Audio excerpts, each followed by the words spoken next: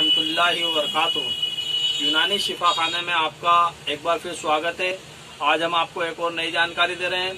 आज हम आपको जानकारी दे रहे हैं खारिज के बारे में, यानी कि खुजली के बारे में। जो लोग खुजली से परेशान हैं और इलाज करा कर परेशान हो चुके हैं, वो इस नुस्खे को एक बार ज़रूर इस्तेमाल करें। ये बहुत ही शानदार और आसान नुस्खा है और बहुत ही सस्ता नुस्खा है। आप इसे कहीं भी किराना दुकान से भी ला सकते हैं, या आपके आसपास कोई पंसारी की दुकान हो तो इसे आप वहाँ से इसे ले सकते हैं।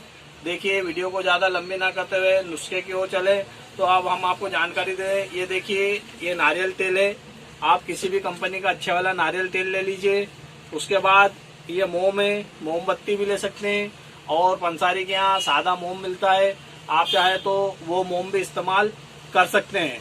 और ये देखिए, इसके अंदर बता रहा हूँ आपको, ये पिपरमेंट है, ये पिपरमेंट है। और इसके अलावा ये हमारे सामने रखी है, ये कपूर है। अब इसे आपको करना क्या है और कितने कितने मात्रा में लेना है, अब हम आपको इसकी जानकारी देंगे। आपको 2 से 3 मोमबत्ती इस साइज के ले लें, बड़े साइज की। और उसके अलावा पिपरमेंट आपको लेना है मात्र 20 ग्राम पिपरमेंट ले लें, और 100 ग्राम नारियल तेल ले लें, और 50 ग्राम के करीब आप ये देसी कपूर ले लीजिए।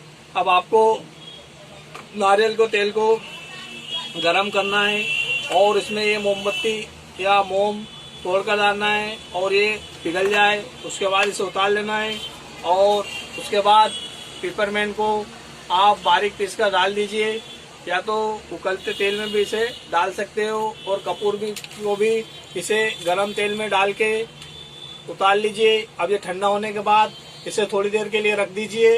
उसके बाद आप इसे जहाँ भी आपको खारिज आ रही हो या आपको दराज खराज जो भी हो, आप उस जगह पर इसे लगाइए। कुछ ही दिन में आपको इसका बहुत ज़्यादा और बहुत ही अच्छे तरीके से रिजल्ट मिलेगा।